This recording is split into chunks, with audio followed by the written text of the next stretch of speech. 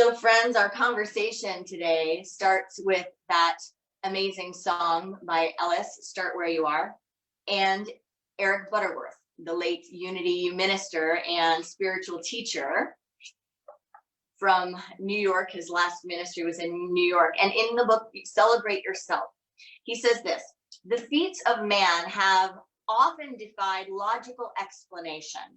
From the dramas of Shakespeare to the landing on the moon, we are forever brought face to face with the impossible that is accomplished. Evolution is actually the story of the lure of the impossible. Man has achieved his present stage of development because of his congenial inability to adapt to his environment. His whole history is the story of the impossible becoming possible, the illogical becoming real. There is a factor of us that can only be explained by the term self-transcendence. By this innate force, we can transcend ourselves, our limitations, our weakness, our past. It is true that we have always had war and immortality. But what we are to become, we do not yet know. He goes on to say, how we judge and limit ourselves by past experience. Denying the power of self-transcendence, we settle into an I can't consciousness that seems completely logical. I can't because I never have. I can't because I'm weak. I can't because I'm too old. I can't. The Israelites feared to enter their promised land, for there were giants in the land. Only Joshua and Caleb felt the lure of the impossible. Let us go up at once and occupy it, for we are well able to overcome it. Man's achievements have always been made by the Joshuas and Calebs. They have said the difficult is easy. The impossible will take some time. How often, Eric Butterworth says, how often we have problems we cannot solve, wants we cannot cure, sins we cannot master. We long to realize with Walt Whitman, oh, while I live, to be the ruler of life, not a slave, to meet life as a powerful conqueror. Humans are evolving, Eric Butterworth says, evolving spiritual beings. That which is impossible today will be accomplished by someone sometime. Claim for yourself the ideal of the innate and ultimate perfection of humankind, and then start where you are and move along your way of your own unfoldment. Keep on and keep on keeping on. The logical thinking part of you may say it is impossible. Listen deeply to the voice of self-transcendence, which says, God is, I am, and therefore I can. Eric Butterworth. So let us start where we are. I was vacuuming this week. I had some time in the morning with little G, and I pulled out the vacuum on this very large carpet space that I have, and I started vacuuming. And as I was vacuuming, I was narrating the vacuuming, which is helpful with a child that is under 2. And so I was narrating the vacuuming, and I was going over this spot that had a little speck on it. And I was showing her, watch that spot, saying, watch that spot, watch, it's going to come up now. I'm going to go over it and it's going to be gone. And I had been vacuuming for a little bit and, semi-consciously paying attention, vacuuming over things, and hadn't thought anything of it. Well, I go over that spot to show her, to narrate to her how it disappears when we go over it with the vacuum. And what happened? The spot stayed there. And I did it again, and the little speck of lint or fuzz, whatever it was, stayed right in the same position. And so I looked in the vacuum, container that has all the garbage, and it didn't look that full. It wasn't up to the full line. It didn't look like it should be a problem. But as I went over it again, I realized, it's not going to do it. So clearly I'm not really cleaning the carpet very well. I could be doing a better job. And so I took it into the bathroom and I noticed there was an indicator, not a light, but an indicator bar. And on that indicator bar, it showed that it was red, full red, no green. And so I popped it open and I dumped out the contents and I put it back together. And we go back over to the vacuum and start vacuuming again. At that point, it does pick up the piece of lint that's on the floor. But I notice that the indicator light still looks like 2/3 red and just a little bit of green. It's not completely green. And I think to myself, it's probably fine. I probably don't need to check it. I just cleaned it out. The indicator light said there was a problem. I cleaned it out. It seems to be working. It looks like I got it all up. And I thought to myself, no, stop. The indicator light said there's an issue, right? And so I go back into the bathroom and sure enough, where the hose is connected, it's all clogged. There's a complete clog. So I have to pull out, each little piece of dirt, lint, garbage that is stopping it up. And then I realized it has a filter. Now I know this, but I don't check it. I don't check it unless there's a problem that's in my face and I'm trying to vacuum and it's not working. But remember, if you don't check those things, you can, blow up your vacuum cleaner. So I pull out the filter. It's very dirty. And I clean that off. I pull out all of the gunk and I put it back together. So we have an indicator light and we have a filter, cleaned it all out, and I started again. And this time I knew that I was doing the best I could to vacuum the carpet, that it was getting clean. Now, oddly enough, at the end, even with a pretty clean carpet, not a carpet that's super dirty, right? But even with a pretty clean carpet at the end, there was a lot of stuff in that little vessel that carries the dirt. It was pretty full. Even when, if you looked at my carpet, you might not say I need to vacuum. What are our indicator lights? Are we aware when they are on? Are we aware then that there is a problem to be addressed within us, among us? Are we aware that we have a filter? Are we aware that it's ours to check that filter? Just like the vacuum collects a lot of dirt, just like there's a filter on the vacuum, just like it gets full of gunk, so do our minds. That's how the mind works, right? That's how it is. Many of us operate without an indicator light and completely unaware of our filters.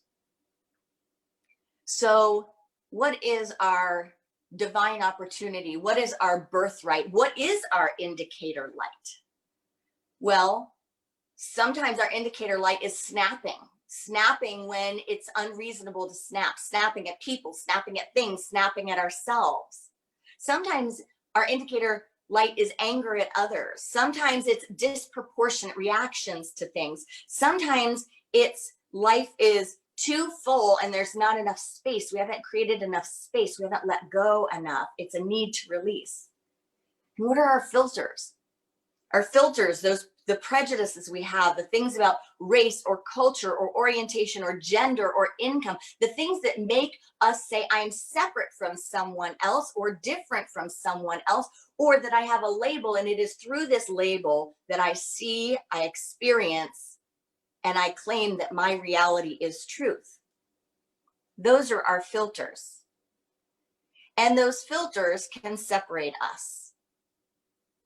Those filters can create in us not a clean and a clear mind, but a mind that collects a bunch of junk. And it is part of the spiritual practice to become aware that the mind does what the mind does. But we're not born with a filter. I want to share this video with you, and I'm going to do this in an unconventional way. So we'll hope that this works. But we are not born with a filter. All right. Let's get this so you can see it.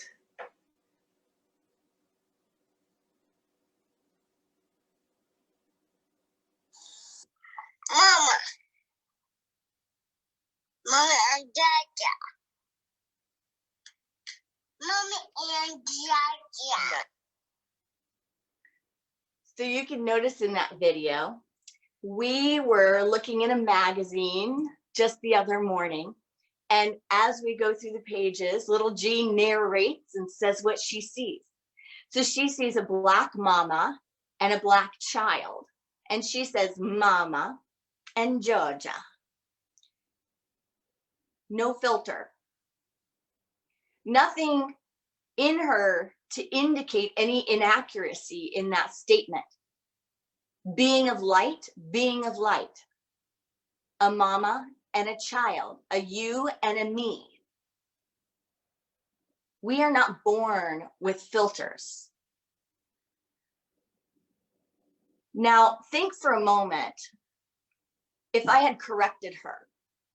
Think for a moment if I had gone in and said, no, that's not a mama and a Georgia, that's not this mama and G, because their skin is a different color, or because XYZ. Imagine that for a moment. Would I do the same thing and have the same conversation if there was a woman in a storybook and a child in a storybook, and the woman didn't have dark hair and the little girl didn't have blonde hair? Would I stop and would I say, that's not G because she doesn't have blonde hair? That's not G because she's not shaped exactly like you. That's not G because she doesn't live where you live. That's not G because X, Y, and Z. And fill her filter with ideas of separation and disconnect. Or that's not mama because. Well, that is inadvertently what happens in our lives as we grow up. You know, the spiritual teacher Eckhart Tolle wrote this wonderful article a while back for Unity magazine on parenting and children. And he talked about how important it is to spend pure presence time with your children, time where you are just in observation and experience, where you're not labeling and you're not categorizing and you're not teaching. Think about that for a second. Think how beautiful and pure that is, to spend time not labeling, not categorizing, and not teaching, to allow ourselves to just have experience. Eckhart Tolle says it's especially important in nature to allow a child and allow ourselves to pay attention to the experience, not to dissect the experience, not to separate from it, because that's the process of separating. You know, in metaphysical teachings of scripture, Charles Filmer talked about, you know, Adam and Eve in the garden, and that is an awakening to separation. It's an awakening to an illusion that we are separate, that we are male or female, that we are in the garden or outside of the garden. It's simply an awakening to the knowing that we have a spiritual nature and we have a human nature, and our human side, our human nature categorizes, labels, separates. But it is our spiritual practice to engage in our principles, to have tools, and to have the application of these tools so that we allow our spiritual nature to inform our human nature. And in fact, more than inform it, to guide it and to direct it, to allow this spiritual nature that is in each one of us to be the very foundation from which our human nature operates and blossoms, so that, as Eric Butterworth said in Celebrate Yourself, we can celebrate ourselves, and we can celebrate that it is ours to emanate God on earth, that is ours to co-create in alignment with what we are, which is love in expression.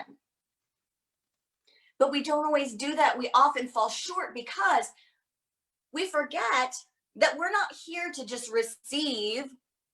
We're not here to just be programmed, that we are actually co-creators with the divine programmer.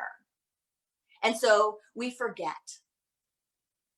And we often then build up resistance to learning and education. We build up that resistance through guilt, through remorse, through all of these things that seem to be sometimes fruitful human experiences, but in fact can keep us from growing, can keep us from learning can keep us from observing. Keep us from observing what our filters are, keep us from observing when we are full and what we need to release. But again, it's ours to be aware and aligned and to use our spiritual practice, our tools, and our principles to get into alignment with who and whose we are as vessels of the Most High, as expressions of light and emanations of harmonizing love. So I have a thing. That I am known for doing, or not doing is a better way of putting it. I don't like reading instructions.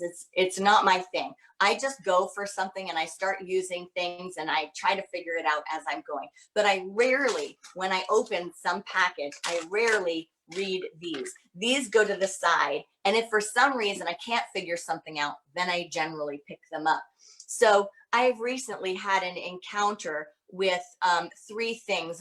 I've had an encounter with headsets, I've had an encounter with a light bulb, and I've had an encounter with a microphone. The headsets are because I'm doing so many things on Zoom and virtual that it's nice to have something in your ear that helps you hear everything and that maximizes that.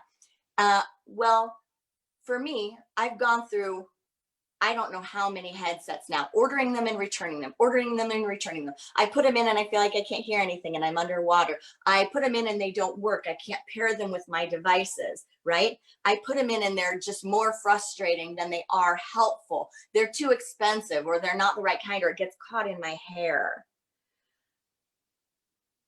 But what I haven't done with any of them is read the instructions.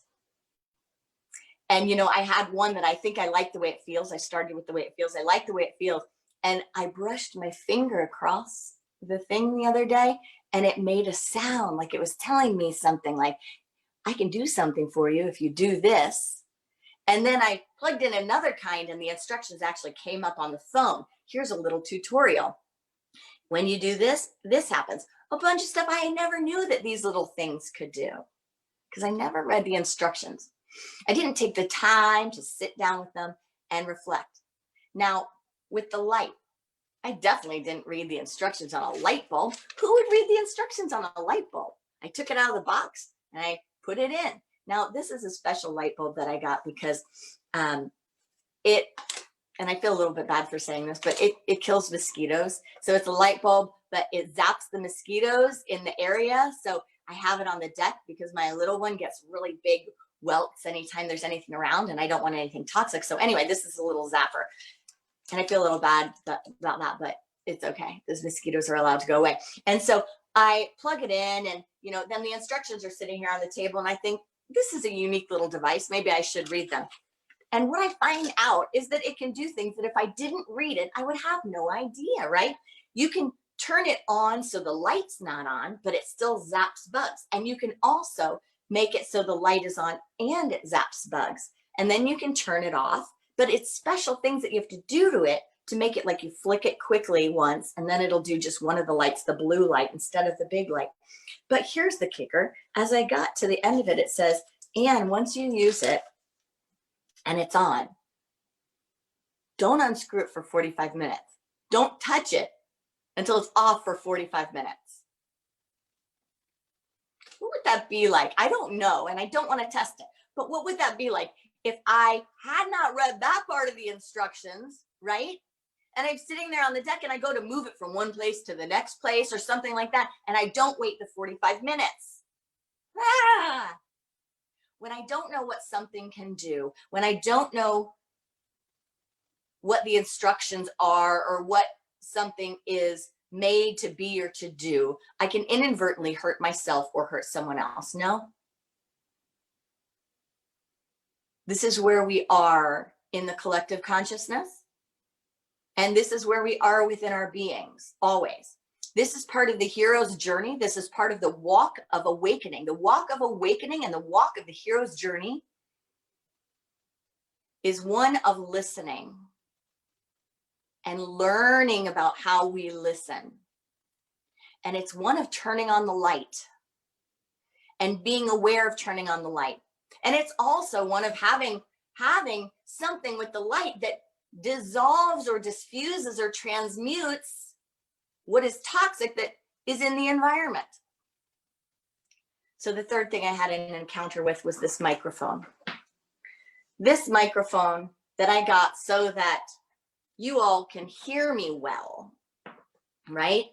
So I was using this microphone. I've been using it for a few weeks now.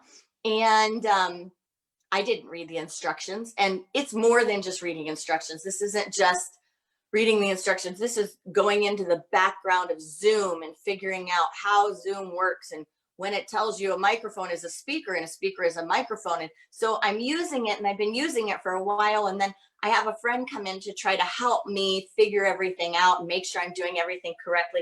And the first thing he tells me when I set up this microphone and I look at him, and he looks at the microphone like this, and he says, well, are you using it like that? And I said, yeah, I'm talking into it like this. And he said, well, this is the front. That's the part you speak into. And I was like, really? Because it looks like, you bend it like this. And no, that's not the part you speak into. So you've been using it backwards. Not only was I using it backward, but apparently when I had it plugged in, it really wasn't working anyway. I had it plugged in the whole time, and I had it sitting right here in front of me, thinking you'd be able to hear me better. And the light's on and everything. It's plugged in, it's going. Nothing was happening. I was using the normal microphone. There are some times that it may be that it was working, because I know some people said they had a different experience, right? They had a different experience of me and my voice. So I know that it was working. And there were other times that I did a recording without it, and I did a recording with it, and it was working. But lately, when I've been plugging it in, it just gives me a little indicator light and says Bluetooth, and then I can't hear anything. I can't hear anything coming from my devices back to me. All that happens is me coming at you. So is it with the psyche. So is it with life. When we don't pause to take the time to educate ourselves, to learn, to switch and flip perspectives, to recognize when something's being picked up and projected, when we're listening, when we're giving and receiving.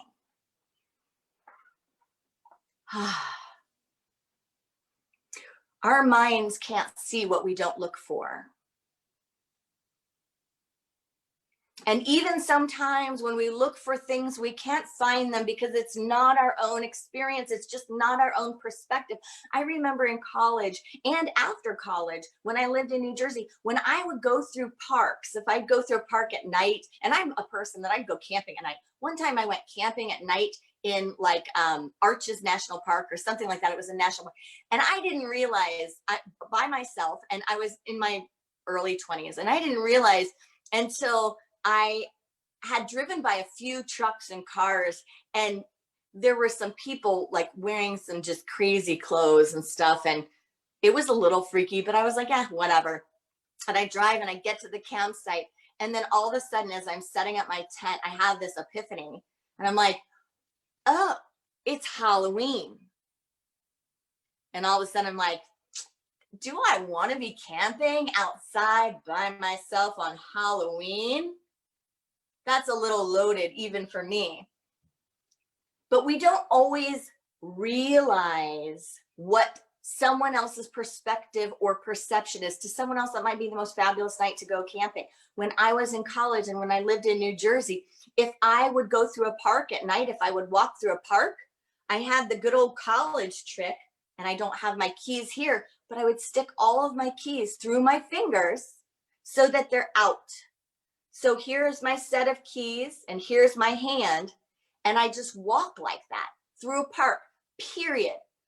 I wouldn't walk through a park without that. Not because I'm walking around afraid, or not because there's always bad people in the park. I'd not experienced that, but I know enough to know, as a woman walking through a park at night, carry something, be ready in some way, right?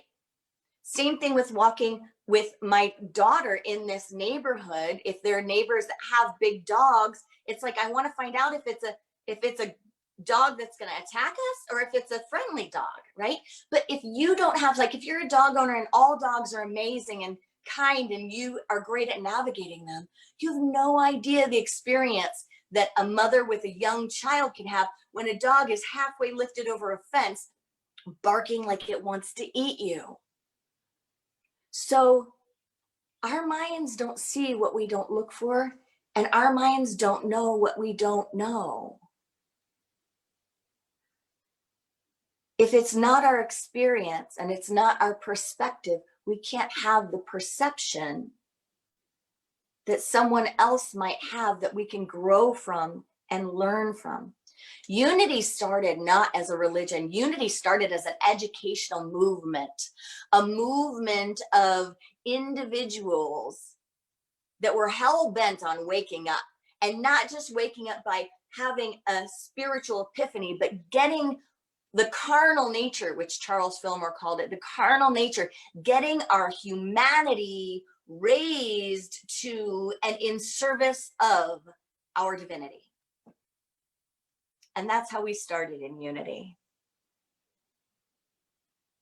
We started with the idea that it is important to know thyself, to know our nature and the nature of all of humanity, the nature of the environment itself, to know our potential, to know our highs and our lows, to listen, to illuminate, and to share and to project what co-creates a world that works for all, what is of love, what is of God. We've got what it takes. We are made of love. We've got what it takes.